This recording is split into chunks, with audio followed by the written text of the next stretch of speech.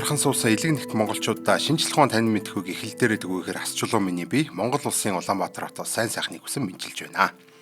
За уламжлал ёсоор өнгөрсөн 7 хоногт хиймэл оюуны ертөнцид тийм өрнсөн хамгийн онцлог хамгийн шуугантай үйл явдлуудыг огцлон өргөхөд бэлэн боллоо. Өнөөдрийн дугаараараа бид 3 том сэдвийг ер нь гүнзгийрүүлж ярилцсан. Нэгдүгээрт мэдээж одоо эрүүл мэнд бараг 7 хоног болгон л энэ сэдв бол орж ирж байна тий. Мөн одоо энэ эрүүл мэндийг хиймэл оюун ухаан хэрхэн гартаа авч эхэлсэн тухай болон им хийх тийм одоо хиймэл оюун ухааны им хоёр мэдээ байж байгаа. За хоёрдугаар талаар энэ Stargate төсөл ба эдийн засгийн дөргилтийн тухай ярина. Яагаад ер нь хөрөнгөний зах зээл савлаад байгаа юм бэ энэ гэсэн талаар тий. Гуравдугаарт бодлороо удирдах ирээдүй буюу гар хулгана хэрэггүй болох цагийн тухай ярина. Мөн энэ хүрээнд болохоор хиймэл оюун математикийн бодлыг бодож чаддаг болсон тухай бас нэг мэдээ байж байгаа. Эцэст нь Google-ийн шинэхэн эдэн бүтээгдэхүүний тухай яриад ингээд өндөрлөнө. За ингээд эхний сэдвээр орцгоё. За энэ 7 хоногт цахиурын хөндийн акулууд бол OpenAI болон Anthropic компаниуд баг зэрэг юм шахуу эрүүл мэндийн салбар руу томоохон товтлогоо хийгээд амжсан өнгөрсөн нэвтрүүлгээр бол баг OpenAI-ийн тухай бас хиймэл одоо энэ эрүүл мэндийн салбарт юу хийж байгаа тухай ярьсан бол энэ 7 хоногт нь Anthropic компани тухай мэдээ гарсан байна. 2026 он гарснаас хойш бид одоо үнийг хүлээж байсан ч гэсэн энэ 7 хоногт тесрэлт нь боллоо гэж одоо ойлгож байна. 1-р сарын 15-ны өдөр Anthropic компани Cloudy for Healthcare буюу энэ эрүүл мэндийн салбарт зориулсан тусгай хувилбараа танилцууллаа. За энэ бол зүгээр нэг чатбот биш. Хамгийн чухал нь энэ систем HIPAA буюу эрүүл мэндийн мэдээллийн нууцлалын стандартыг бүрэн хангасан гэдгээр онцлог. За гэхдээ өмнөх одоо бас OpenAI-ийн эрүүл мэндийн бүтээгдэхүүнчсэн энийг бол хангасан байсан тийм ээ. За та бид өмнө нь ChatGPT эсвэл Cloud-игаас миний толгой өгдөд байна яах вэ гэж одоо асуудаг байсан бол одоо байдал бол өөрчлөгдсөн. Шинэ систем таны одоо эмнэлгийн түүх, шинжилгээний хариуг бүрэн уншиж мэрэгжлийн төвшөнд дүн шинжилгээ хийх чадвартай болсон байна. За жишээ нь та эмнэлэгт цусны шинжилгээ өгсөн гэж бодъё. За хариу нь бөөн тоо мэрэгжлийн нэр томьёо байдаг шүү дээ. За энэ баг эрг сөрөг дээр нь бид нар толгой яргээд идэх те. Тэгвэл та тэр хуудасаа зүгээр л Cloud-ээр оруулчихна. Тэгээд тэр танд одоо таны гемоглобин баг зэрэг буурсан байна. Гэтэ ноцтой биш. Эмчтэй уулзалтаа үүнийг тодруулж суугараа гэх мэтэр одоо маш энгийнээр хүний хэлээр одоо тайлбарлаад өгнө гэж та ойлгож байна. За үүндээ зэрэгцээд OpenAI зүгээр нэг суугаагүй ChatGPT for Health гэд бас өнгөрсөн 7 хоног танилцуулсан. Энийг бол өргөн хүрээнд бол нэвтрүүлэх энэ ажлыг бол бас эхэлсэн байж байгаа. За энэ болохоор Apple Health гэд бас фитнес аппликейшнтай шууд холбогддог. Одоо таныг өдөр бүр хэр их алхаж байна, зүрхний цохилт чинь ямар байна, хэр сайн унтаж байна гэдгийг бодит цагаар хянаж өнөөдөр таны нойр дутуу байна. Даралт чинь өнөөдөр өндөр байх магадaltaй байна. Тийм болохоор кофе баг уугаарай энэ гэсэн зөвлөгөөг өгөх боломжтой болж байна гэсэн. За гэхдээ энд нэг маш чухал асуудал яригдж байгаа. Нууцлал гэдэг зүйл. Хоёр компани хоёулаа нэг зүйлийг одоо амлаж байгаа. Бид таны эрүүл мэндийн мэдээлэлээр хиймэл оюунаас сурахгүй гэдэг энэ зүйл. За энэ маш чухал та. Таны өвчний түүх интернетээр нэг тэнэвчлээл те дараагийн GPT загварын сургалтын материал болох уу гэдэг одоо айдас бол хүмүүрд байсан. Тийм болохоор хамаагүй бас мэдээлэл өгөхгүй байсан тал бий. За тэгвэл тэд үнийг хаасан гэж одоо мэдээлж байгаа. За энэ бол жинхэнэ утгаараа хиймэл оюун биш харин хувийн нууцлалтад туслах болж хуурч байгаагийн одоо дохио шинж юм аа. За тэгэхээр эрүүл мэндийн салбар бол AI-ийн дараагийн том тулааны талбар болох нь тодорхой боллоо. Эмчнэрийн ажлыг одоо хөнгөвчлөх үү эсвэл өвчтнүүд эмчээс илүү хиймэл оюунд итгэдэг болох уу энэ гэсэн асуултуудын хариуг бол бид энэ онд 2026 онд олж харах болох нэ. За эрүүл мэндийн сэдвүүрөндөө технологийн ертөнцид бас нэг акулуудын нэгдэл болсон тухай өөр нэг мэдээж байна. Бидний одоо сайн мэдих чип үйлдвэрлэдэг Nvidia болон дэлхийн эмийн салбарын авраг Eli Lilly гэд компани энэ хоёр компани хоёулаа хүчээ нэгтгээд Сан Франциско хотод маш тийм сонирхолтой нэгэн лаборатори байгуулахар болсон байгаа. За юу нь онцгой гэдэг асуултанд хариулъя. За энэ бол зүгээр нэг одоо судалгааны төв бол биш. Тэд ирэх 5 жилийн хугацаанд $1 тэрбум зөвхөн хиймэл оюун ухааны тусламжтайгаар шинэ им гаргаж авах тийм ажил зарцуулна гэдэг бол зарласан баг. Эмийн салбарт нэг тийм шинэ им гаргаж авахд одоо дунджаар бол 10-аас дээш жил тэрбум $энэ төр зарцуулдаг байдгийн байна л да. Одоо Тэгвэл одоо энэ лабораторийн зорилго бол хиймэл оюун ашиглаад урт хугацааг одоо хэд дахин одоо товчлоод илүү хурдан гаргах боломжтой болж байгаа юм байна. За яаж ажиллах вэ гэхээр одоо тэдний байгуулах систем нь болохоор continuous learning system буюу одоо тасралтгүй суралцдаг team систем гэж одоо өөрснөө нэрлэж байгаа. 24/7 ажилладаг team лаборатори гэсэн. За хүмүүс унтж байгаад хиймэл оюуны удирдлагатай роботууд лаборатори туршид игээд үр дүнгийн шууд одоо програмуудаа оруулаад ингээ явна гэсэн. За өөр дижитал ихэр буюу дижитал twin гэдэг ойлголт байдаг тийм. Энэ үеийн одоо хүчрхэг чипүүд за жишээлбэл Vera Rubin энэ архитектур дээр суурилсан бодит амьдрал дээр туршилт хийхээс өмнө дижитал орчин сая молекулуудын нэгдлийг турш үзнэ гэсэн. За энэ эрсдэлтэй туршилтуудыг компьютерийн дэлгэцээр төрүүлж харах боломжийг олгодгоор даваа талтай. За бидэрт ямар ашигтай вэ гэхээр Эли Лилигийн одоо гүйцэтгэх захирал Дэвид Рикс одоо хэлэхдээ бол бид эмийн үйлдвэрлэлийг урлаг шиг биш харин инженерчил шиг одоо нарийн хурцтай болохыг хүсэж байна гэсэн одоо иймэрхүү зүйл хэлсэн. Энэ одоо ирээдүйд чихрийн шижин, тархалт, Альцгеймер гэсэн өвчнүүдийг ангаах шин нэмүүд өмнөхөөс хамаагүй хурдан бас хямд үнээр эмийн сангуудын лангуун дээр ирнэ гэж одоо ойлгож байна. За дүгнж хэлэх юм бол энэ үедээ одоо зөвхөн тоглоом тоглодог карт гэдэг компани хойлоод таны эрүүл мэндийг авардаг эмийн үйлдвэрийн тархи болон хуурж байна гэж одоо ойлгож байна. Технологи анагаах ухаан хоёр ингэж гүнзгий нэгдэж байгаа нь 2026 оны хамгийн том тренд болох нэ гэж. За дараагийн сэдв рүү оръё. Энэ бол мөнгө, эрчим хүч бас айдас солилцсон тийм сэдв баг. За өнгөрсөн 7 хоногт OpenAI болон SoftBank-ийн банк хамтраад Stargate буюу одоо оддын хаалга гэх юм уу тийм нэртэй супер компьютерийн төслөө бол улам баталгаажуулсан ийм мэдээ гарсан. За энэ төсөл бол зүгээр нэг дата төв бол биш. Энэ бол бараг л одоо жижиг хотыг цэглэханаар хангах хэмжээний эрчим хүч шаарддаг. Ирээдүйн GPT 6 болон түүнээс дээш загваруудыг нь ажилуулах нэг өснөд мангас гэж ойлгож байна. За сонирхолтой нь түүнийг одоо тижээхэн талд 5 шин дата төв байгуулад нар салхины одоо сэргийгт эрчим хүч ашиглана гэдэг бол зарласан. Яг тэгвэл одоо одоогийн эрчим хүчний сүлжээ хиймэл оюуны энэ их одоо ховдог хэрэглээг бол дийлхэ болж эхэлж байна. За Stargate төсөл бол хиймэл оюун ухаан зүгээр нэг код биш бодит дэд үтс, бетон, кабель, цэглэгаан станц болж хувирж байгааг нь одоо тод жишээ болж байгаа. За гэхдээ яг энэ үедээ зэрэгцээд хөрөнгийн бирж дээр нэг сонир зүйл болсон. Salesforce компани офицаа сүүлийн 7 хоногт огцом унсан байгаа. За шалтгаан юу гэж хөрөнгө оруулагчид айж эхэлсэн байгаа гэсэн. Хиймэл оюун бидний бодсон шиг хурдан ашиг өгөхгүй. Эсвэл энэ бүхэн зүгээр л хөөс үү гэдэг энэ асуултанд Wall Street-ийг одоо донслогсон гэж ойлгож байна. Ер нь бол хөөс гэдэг талд бол маш олон хүмүүс гараад одоо энэ мөнгнүүдэд зараад эхэлсэн байж байгаа. Нэр тэд эрдэмтэн Yoshua Bengio хүртэл одоо сайхан нэг анхааруул өгсөн байдаг. Тэрээр одоо бид хиймэл оюуны хөгжлийн хананд тулж байж магадгүй.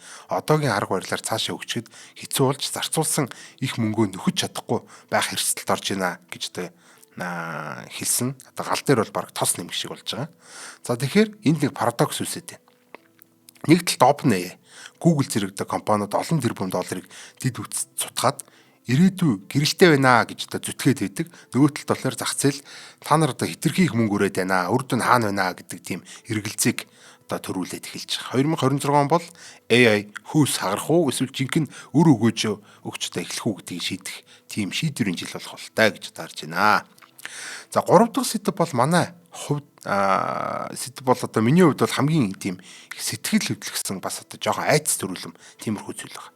1-р сарын 15-нд OpenAI компани Merge Labs гэдэг стартап хөрөнгө оруулсан байгаа. Одоо энэ компани юу хийдэг вэ гэвэл Brain Computer Interface буюу BCI гэдэг бид нар нэрлэдэг тархи компьютерийн холболтыг одоо хөгжүүлдэг ийм компани байна. Elon Musk-ийн Neuralink-ийг одоо санаж байгаа бол тэрнтэй ер нь бол нэлээд адилхан гэсэн. За гэхдээ OpenAI-ийн зорилго нь бол тодорхой. Тэд нар бол бидрийг хиймэл оюун ухаантай харилцахтаа гар хуруу одоо тэр ч ятга дуу хоолой ашиглахыг одоо удаан гэж үздэг байгаа. Одоо нэгэсэндээ одоо бидний гар хуруу одоо өнөөдрийн хэрэглэл маш удаан байгаа. За ирээдүйд бол би зүгээр л одоо бодлороо энэ бүхнийг одоо удирдаад имэйл хариу өгчдөг энэ төр гэж бодоход одоо AI л түүнийг гүйцэтгэж болгочихжээ те. Иймэрхүү зүйлийг одоо ирээдүйд зорж байгаа. Энэ бол шинжлэх ухааны уран зөгнөлт кинош яг одоо хөрөнгө оруулалт хийгдээд эхэлсэн байгаа бодит ажил шүү гэдгийг одоо бас анхаарах хэрэгтэй. Мөн 7 хоногт Google Universal Commerce Protocol буюу UCP гэдэг зүйлийг танилцуулсан. За ингээнээр хэлбэл энэ одоо таны өмнөөс дэлгүүр хийдэг агент гэдээ ойлгочих жол.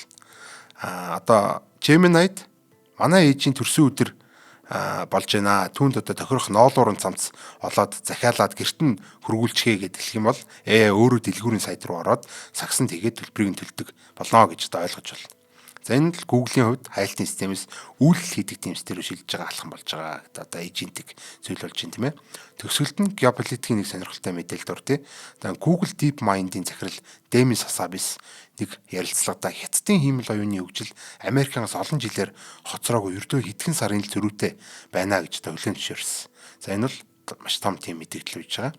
За учир нь Хятадын DeepSeek гэдэг лаборатори туудахгүй V4 загвараа гаргах гэж байгаа. Тэдний гол давуу тал нь юу вэ гэхээр маш хямдхан зардлаар маш өндөр чадварлаг код бичдэг бүтээж байгаа явдал юм аа. Хэрвээ хятадууд барууны компаниуд дахин одоо хямд үнээр ижил чанартай AI санал болгоод эхэлбэл нэг Google OpenAI гэдэг үнэтэй загварууд ч одоо яах вэ гэдэг юм асуулт үүсэж байгаа. Энэ бол зөвхөн технологийн өрсөлдөөн биш, үн өртгийн том дайн эхэлсэн байгааг бол харуулж байна. За мөн энтэг улс ч гэсэн зүгээр суусангүй Anthropic компани энтэг салбараа нэгээд Ирина Госе гэдэг захирлаар нь томилсон байна. Энэ одоо Аз твийн хиймэл оюуны хэрэглээний дараагийн том зах зээл барс өрсөлдөөнийг харуулсан юм тийм талбар болж байна гэдгийг илтгэж байна. За энэ сэдвтэ төстэй байж болохоор нэг өөр нэг сонирхолтой мэдээ дуулахад хиймэл оюун ухаан одоо зөвхөн имэйл бичиж асуултанд хариулдаг туслах байх ойлоод одоо бүр математик хамгийн одоо сууд ухаантнуудын ч толгой агшлагдаг тийм дээд түвшний математикийн бодлогуудыг араас нь шийдэж эхэлсэн тухай юм мэдээ явж байгаа. За юу болсон бэ гэхээр өнгөрсөн 7 хоногт гарсан TechCrunch-ийн дэм мэдээгээр болохоор OpenAI-ийн шинэ загвар GPT-5.2 болон Google-ийн системүүд математикийн ертөнцийн жинхэнэ утгаараа одоо тесрэлт хийсэн тухай юм мэдээ. За хамгийн гол нь үйл явдал нь алдарт одоо математикч Пол Эрдошийн нэрэмжит олон жил нууцсан тайлагдаагүйс 15 орчим хүнд бодлогыг хиймэл оюун ухаан амжилттай утсан таах. За энэ яагаад тийм чухал гэж ихээр өмнө одоо хиймэл оюун ухаан математикийн бодлогыг бодохдоо интернет дээрх бэлэн хариултуудыг цээжилж байгаа л хэлцдэг байсан бол одоо жинхэнэ утгаараа сэтгэж байна гэж одоо ойлгож байна. За тэр одоо тийм одоо өөрөө хайдаг тийм зүйл гэсэн үг тийм. Математикч нэг бодлогыг бодох гээд одоо 15 минут магадгүй одоо хэдэн цагаар төгжрээ суудаг бол одоо шинэ загвар нь өөрөө асар их тийм дата дотроос төстэй логикуудыг хайгаад тэдгэрийг нэгтгэн цоошин шийдэл гаргаж ирж байна. За хиймэл оюун ухаан chain of thought буюу одоо энэ дараас нь логик гаргалгаа хийх явцдаа өөрийнхөө алдааг олж хараад зас сайжруулах чадвартай болсон юм бас харуулж байгаа. За математикч юу гэж байна гэхээр дэлхийн шилдэг математикчны нэг одоо Теренс Тау гэдэг одоогийн бол одоо амьд байж байгаа домог гэж яригадаад байгаа тийм. Энэ хүн одоо математикийн мундаг хүн байж байгаа. Энэ хүн хүртэл одоо энийг хүлээн зөвшөөрч байгаа. Тэрээр одоо AI одоо зүгээр нэг тооны машин биш, харин математикч чин зам гаргаж өгдөг жинхэнэ хамтрагч боллоо гэж одоо онцлсан байна. За дүгнээд хэлэх юм бол хиймэл оюун ухаан зөвхөн хэлний чадвар биш, логик сэтгэлгээний оргил болсон математикт энэхүү хүчтэй одоо төрөн орж ирлээ. Энд ирээдүйн шинжлэх ухаан, инженерчил, сансар судлалын хэцүү асуудлуудыг бид маш хурдан шийдэх боломжтой болгож байгаагийн дохой юм аа. За эцэст нь одоо Google-ийн бас нэг юм сонирхолтой хэд хэдэн юунууд гэж байгаа, бүтээгдэхүүн гэж байгаа. Энийг одоо дурдаад дуусгая. Google-ийн одоо энэ personal intelligence гэж нэрлэдэг байгаа ийм шин зүйл гараад ирсэн байна. За энэ яг юу гэхээр нь таны Gmail, Google Photos, YouTube энэ төргээд одоо бас дээрэс нь хайлтын түүхийг хооронд нь одоо холбож агаад цэгүүдийг нэгтгэж эхэлсэн гэдэг ийм зүйл байж байгаа. Өөрөөр хэлбэл одоо Gemini гэдэг одооний таны ямар хоолнд дуртайг хаашаа аялах төлөвлөгөөтэй байгааг хүүхдийн чинь сургууль хизээ дарахыг хүртэл имэйл болон зургуудаас ч хараад мэддэг болчихно гэсэн. За чинь та зүгээр л миний машинд ямар дугуй таарах вэ гэдэг тэргээ асуух юм бол Google фотосоос нь одоо таны машины зургуудыг жолоод серийн дуугаар нь уншиж байгаа таарсан дугуйг нь санал болгодог ийм одоо үйлчлэг гэсэн. За эсвэл өмнө нь одоо явж исэн аялал шиг маань газар санал болгооч гэх юм бол өмнө бүх аяллуудын чинь зургуудыг шинжилээд яг таны сонирхолд нийцэх тийм газрыг олж өгөх тийм боломжтой ийм хувийн хиймэл явах. За хамгийн гол асуудал одоо нууцлал яах вэ гэдэг асуудал гарч ирнэ. Одоо шууд толгойч орж ирсэн баг. Google-с хэлж байгаа болохоор энэ бол бүрэн одоо таны хяналтанд байна гэж одоо хэлж байгаа. За нэгдүгürt энэ сонголт анханасаа off буюу унтраалагтай байх өгөөд та өөрөө хүсвэл асааж болно. Хоёрдугаар таны хувийн мэдээллийг хиймэл оюун ухаанаа сургахад бол огт ашиглахгүй зөвхөн таны асуултад хариулахдаа лавлах зорилгоор ашиглана гэж даамлж байгаа. За дүгнээд хэлэх юм бол хиймэл оюун ухаан одоо AI зүгээр нэг чатбот байгаа ойлоо таны өмнөөс имэйл уншдаг, зургийг чинь ангилаад амьдралыг чинь одоо хөнгөвчлөдөг жинхэнэ дижитал туслах болж болж хувирж байна. Одоохондоо Америкийн нэгдсэн улсад туршигдж байгаа ч гэсэн удахгүй одоо бидний гар дээр хурж ирэх байхаа.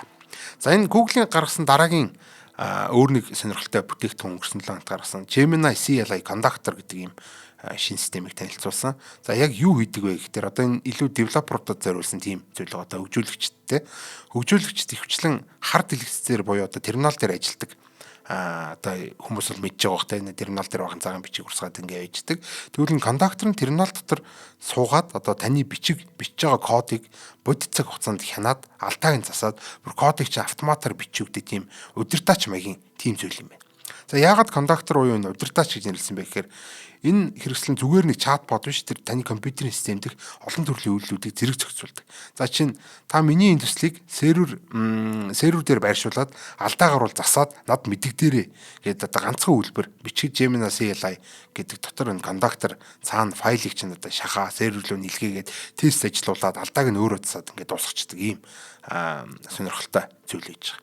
Гол давуу тал бол context awareness гэдэг нь таны одоо компьютерт байгаа бүх файлуудын бүтцийг мэдж байгаа учраас нэг файлыг бол 15 дахь мөрөнд байгаа кодыг сольчих энэ төргээд маш одоо нарийн ойлгож чадна.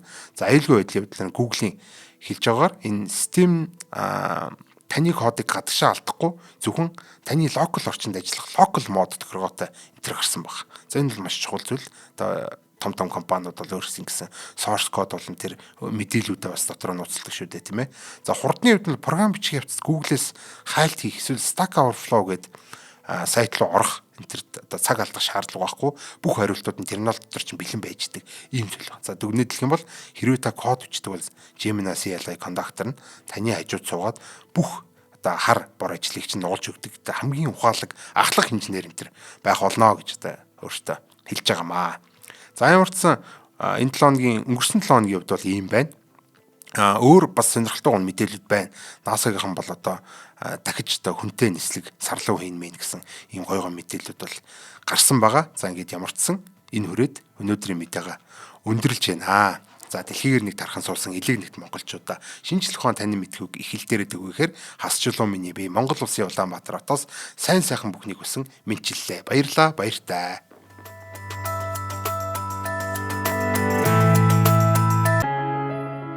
Нэвтрүүлгийг хүлээн авсан Нарны аймгийн монголчуудаа баярлалаа. Одмондөр сувг нь энэ мэдчлэн таны мэдхүйн мянган нэвтрүүлгийг 2026 оны 7 сарын 1 хүртэл та бүхэндээ хүргэх юм.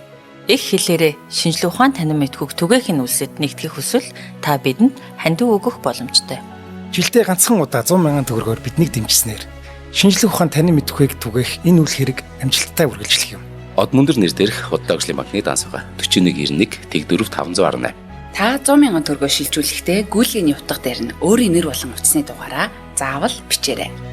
100,000 төгрөг хандалснаар Одмондөр сувгийн алтан гишүүн болох юм а. Шинжлэх ухаан танин мэдхгүй Монголд ялах болтугай.